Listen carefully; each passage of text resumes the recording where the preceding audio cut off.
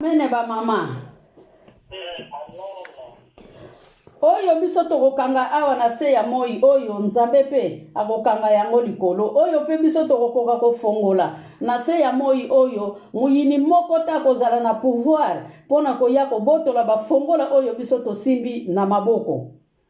Lelo tolingi toyeba ke nani oyo asimba fongola na yo? Nani oyo ayiba nyonso oyo ya yo? Nani oyo ayiba mabota na yo? Nani ayiba mbongo na yo? Nani alongola yo fongola na maboko na yo? Temi na biso ya lelo ezali simba fongola ya bomoi na yo. Haleluya. Simba fongola ya bomoi na yo mama. Nani alongola fongola ya bomoi na yo na maboko? Tanke Bible elobi na biso ke oye simba mi na maboko na Nzambe, moyini Satana azali na pouvoir te pona ko simba yango. Mama, nani alongola fongola na yo na maboko? Mutu nini oyo azali na nguya, azali na autorite ya kobotola oye simba ma na maboko na yo? Makomi elobi na biso mutu oyo asimba fongola azali na autorite oyo eleki likolo na nyonso. Poete mutu oyo asimbi fongola eza mutu oyo asimbi pe liloba na Nzambe, eza mutu oyo apusana liboso na Nzambe, aza pe mutu oyo aza intouchable, oyo mokili oyo ekoki kotushe te. Nani abotola fongola na yo? Otia fongola ya libota na yo wapi? Toza toujours na trouble, toza toujours na ba problème, toza toujours na maladie, toza toujours na pasi ya lolenge na lolenge. Oya botola fongola na yo nani? Balinga minaze na lobi na bino botanga na likolo po bo comprendre ndenge nini Nzambe ayaki kokana atonga lingomba likolo ya Petelo, pe ndenge nini Nzambe ayaki koloba na Petelo ke likolo na yo ngai na kotonga eglise na ngai. Alléluia ba mama. Tango alobaki likolo na yo na kotonga eglise na ngai balingami, ezalite kakutaki ye libanda ya makomi, azalaki na kati na makomi. Peut-être yo na ngai lelo tozali na kati na makomi te, ta mususu yo na ngai lelo tozali bandimi sans position, bandimi oyo bazali likolo ekei na gauche, likolo ezongi na droite. Alléluia ba mama. Na tango likolo ezali kokende na gauche, likolo ezali kokende na droite balingami, tokoka kwa encadrer fungula oyo Nzamba pesa biso te. Me pona kosimba fungula ya bomoi oyo Nzambe apesa biso balingami, esengeli ke fungula oyo Nzamba apesa biso to simba yango makasi, tozala na mayele, tozala pe na place na biso ya malunga ya kobomba fungula wana. Lelo mabota nyonso ezali wana kei kuna wana zongi kuna boyokani na kati ya mabota, ezali te pona nini fongola ya libota ebunga. Alobaki na Petelo balingami na tango ezali susu Petelo te, ezali nde yo na ngai. Alobi na yo na ngai na tongo na lelo. Ke na pesi bino fongola likolo na yo nanonga na kotonga lingomba na ngai. Imagine Nzamba laka yo likolo na yo na kotonga lingomba, likolo na yo na kotia bokonzi, likolo na yo na kofungula mabota, likolo na yo kozwa mabala, likolo na yo kozwa mabota, likolo na yo kozwa musala, mo likolo na yo kozala na mbongo. Alléluia ba mama. Nzamba za souverain balingami. Bafungula na biso oyo biso tobungisa toyebaka lisusu esika totia yango te, esengeli to récupérer bafongola wana na nzela ya autorité oyo Nzambe apesa biso. Alobi na Petelo ngai na kopesa yo fungula. Na kopesa yo fungula teme bafongola balingami. Imagine Nzamba asimbisi yo bafongola. Asimbisi yo bafongola ya awa na se, tanke diable azali ko renie pe awa na se. Men Nzambe alaki yo ke na kosimbisa yo bafungula, na kosimbisa yo bafungula pe bafungula wana soki okangi awa na se mutu moko ta koyeba kofongola. Balingami ba porte na biso tokangaka yango lolenge nini? Lolenge nini tokangela ba porte na biso balingami? tolo lenge nini tofungolaka baporte na biso eza mpe na baporte oyo etikala puelele bande fungwama moto akonkadre porte wana azali te. Imagine porte oyo ezali ya kofungwama balingami, mutu nyonso oyo akoya na ntango nyonso ye alingi akokota na ye ndenge ye alingi, akosala mpe oyo ye alingi. Peut-être yo na ngai lelo tobungisa mpe kondima na biso. Alleluya bamama.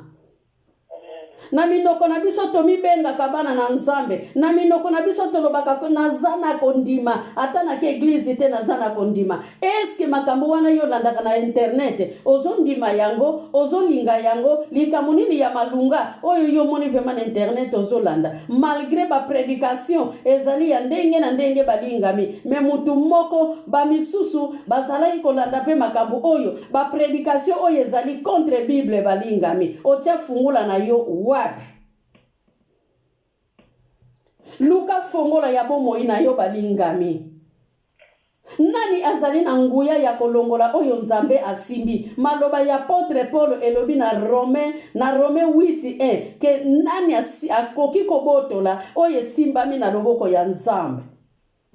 Nani abotola fongola na yo balingami? Yo na ngai mikolo nyonso tolelaka kaka pasi ekota na kati na bandako na biso, esika nyonso tokendaka todeklaraka kaka pasi na biso. Nani afungula ba porte ya benediction pona bomoi na biso? Pe nani akanga ba porte ya benediction? Nani afungula maladi na kati ya bandako na biso? Nani akotisa biso ba boloko ya hopitali balingami? Luka fongola ya bomoi na yo mama, ngai pe na luka fungula ya bomoi na ngai. Mutu oyo asimbi fungula balingami akwe yakate. Alléluia ba mama. Pweto kokweya toza capable na tango yo kotisi fungula na ona lidusu ya porte okoyeba pe kobalola yango balingami. Ezali na ba porte mususu ekangama na bibende, ozali ko fongola porte au contraire balingami ozali ko bloquer yango. Otanga kaka passe na yo tango nga na zalaki bongo présent. Alléluia ba mama. Isaïe 43 lobi na biso ke totanga passe te mais totanga présent. Peut-être passé tokoki kotanga ngo na oyo tolekisaka ya mabe lelo tango Nzambe apesinga fungula na komi pe kotelema na kumbisa Nzambe wana na nzela na passé. Peut-être passé wana na geraka yango na ndenge ya losambo e komi passé ya kopambola Nzambe me komi passé ya kolela te balingami. Toza na temps présent. Toza na temps présent balingami, mais tozali lisusu na temps passé te.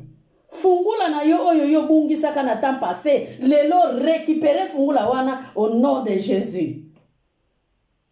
Nani akoki kozwa fungula oyo simbami na maboko na yo? Nani mutakanga mabota ya bana na yo? Nani mutazo botola libala ya mwana na yo? Balingami. Ba mama ebele bazokaba mabala ya bana na bango. Lisolo ya mwana na yo kene kobetila kango nani? Okamata fungula ya libota na yo. Okene kotika yango na balabala balingami. Alléluia. Balingami tozala lokola mama Ana, mama ya prophète Samuel. Oya simba ki fungula balingami. Tango abandaki kokene na temple na Silo, ezalaka na mutute. Oya bandaki kofungulila ye porte. Ye moko simba ka fungula balingami pona kofungula benediction na ye. Totia fungula wapi? Eske fungula na yo epezaka combien potika yango na nzela? Mama nanga totia ba fungula na biso wapi? Bapasi ezo wuta wapi? Maladi ezo wuta wapi? Ba problème ndenge na ndenge ezo yela biso ezo wuta wapi? Nani afungoli la biso ba porte? Hallelujah. Ana lamusaki Yesu balingami. Yo na ngai peto lamusa Yesu. Ana na Silo na temple balingami alamusaki Yesu. Eza Yesu te mudayaki koluka Ana, me Ana kendaki koluka nkolo. Alléluia ba mama. ana yebake sika fungula na ye ezalaki kobombama ana lobi ke na korekipere fungula na ngai po ete ngai nakende na direction ya temple po ngai nakende kokutana na nkolo natalisa ye likambo na ngai. Nani abotola fungula na yo po tia fungula na yo wapi balingami? Ana lamusaki Yesu na ba problemi na biso esengeli peto za la makasi to landanzela mama ana landaki pona to yeba ko lamusa Yesu wana esika Yesu azali ba bougeye ba yeko litango Yesu alalaki na buatu balingami wana ba mbonge etelemaki me ba yeko li batelemaki balingami ba yeko li balalaki pongite esengelaki ba yeko li ba bouger Jésus Christ ba tungisa Jésus Christ kino alamukaki atombolaki maboko balingami mupepeto sakiye. Haleluya. Bafongola na biso ya benediction balingami totia wapi? Benediction oya yomoko okoma kopesi lango publicité tina balabala. Benediction na yo balingami ekoma na publicité esika nyonso mutu nyonso yo kobenga oyebi ngaye basalinga boyete bapesinga boyete bazongisinga bo siko mutu wana yo zobetela lisolo akolinga ayeba source ya likambo na yo. Alleluya ba mama. Temple nani anatalaka elikanate ana talaka elkanate balingami ana balaki kokende tout droit na temple balingami okoki kozala na mutu pembeni mena makanisi na yo na tango etali na nkolo makanisi na yo ekotala mutu azali na yo pembeni te. Tokende liboso balingami eya butu eya na moi balingami simba fungula ya ndako na yo simba fungula ya libota na yo simba fungula ya benediction na yo. Rute azalaki na fungula balingami fungula oye komisaki ye na Betel. Alleluya ba mama. Nzamba pesi biso fungula ba mama balingami intercession ezali fungula ya benediction nzamba pesi biso fungula gratuitement. Pona nini maloba ya Pierre balingami busosoli ya Pierre balingami yango esalaki nkolo aloba na Pierre liboso na yo likolo ya na yo ngai. Haleluya. Likolo na libanga balingami na kotonga eglise na nga. Haleluya. Ruth asimbaki fungula ya benediction. Ruth alobi ngai na kotika yote po Ruth amonaki ke kuna esengo ezalaki kuna eloko ya malunge ezalaki alobi ke nakokende ngai nakende komona pe mboka ya Betel esika yo zali kokende. Haleluya ba mama. Ruth asimbaki fongola balingami kuna na ba verset 4 balingami bokende kokuta Ruth akotaki na makolo ya Boaz ya kofuka mabalingami poeta zalaki na fongola oye bandaki kofungola ba porte nyonso tika ke fongola ya yonanga e fungola ba porte nyonso ya benediction. Obungisa fungola na yo tia fungola na yo wapi? Balingami Esther simbaki fongola oyo ekendaki kofongolila ye porte ya libala. Alleluya. Fongola ya Esther, mayele ya Esther, kitoko ya Esther, etambola kina fungula balingami. Esther asimbaki fungula ya benediction. Esther akomaki na direction ya kofungula porte ya mokonzi, ya kokota na ndako ya mokonzi balingami, ya kovanda na ndako ya mokonzi. Haleluya. Esther azalaki na autorité ya kolongola veste na place ya kiti na bokonzi. Oya mobali na yaba naki kovanda mopanzi. Na lobi teke azuaka veste akuti ye na ndako abimisi ye me désobéissance ya veste esalaki ke Esther azwa esika pona fungula ya benediction oyo azalaki kotambola na yango. Alleluya ba mama. Nani afungula asimba fungula ya sante na yo balingami? Oya simba fungula ya santé na yo, oya simba fungula ya santé na nga, abanda ko libérer au nom de Jésus. Nani akotisa yo na boloko ya maladie? Azali na puissance te balingami. Mutu oya akotisa yo na boloko ya maladie, loba na ya kozongisa fungula na yo nom de Jésus.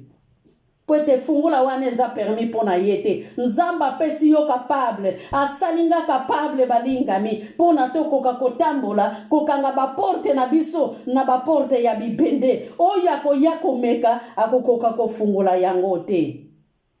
Balingami bana na Nzambe bamama na Yesu bakretien tozoniokwama na mokili mobimba.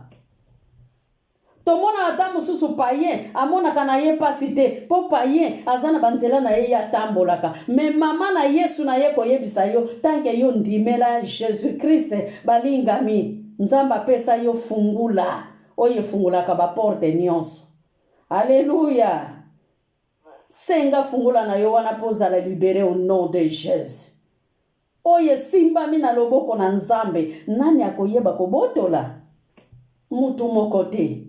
Eloko nyonso oyo ya ngai na yo babotola lelo tokenda ko récupérer yango na suka nom de Jésus. Ba santé na biso babotola toko récupérer yango na suka. Ba fongola na biso oyo babotola toko récupérer yango na suka ba mama. Po ete Satan azali na pouvoir te kati na bomo ya bana na Nzambe. Nani ayiba fungola ya libala na yo? Nani ayiba fungula ya libala na nga balingami? Balingami Bible ezali koloba nkolo apesa ki fungula ya David na maboko ya Eliakim. Melelo nkolo apesi fungula ya benediction na maboko na yo pe na maboko na ngai. Hallelujah. Tanke ye moko Bible lobike asimba fungula ya David na maboko na ye. Aza capable ya kokanga likolo, aza pe capable ya kofungula na se. Amen ba mama. Amen. Isaïe 22 na verset 22. Fungula ya David esimba mana loboko ya Eliakim. Isaïe 22 verset 22. Nani abotola fungula na yo ba mama? Nani abotola fungula na nga? Ana kweisa ki fungula na yete. Richa kweisa ki fungula na yete. Estera kweisa ki fungula na yete. Combien de fois biso tozo kweisa ba fungula oya biso. To récupérer ba fungula oyo biso to kweisa po ete ba bénédiction na biso oyo to pedre ezonga kati na mabota na biso. Fungula ya David. Apesi biso yango ndenga apesaki na Pierre. Apesi biso bafungula ya benediction. Toza capable ya kokanga nyonso. Tika ke Nzambe alola apambola biso. Conclusion na biso ezongi. To simba bafungula ya bomoi na biso balingami. Ngai na suki awa Nzambe alola apambola biso. Mama akoki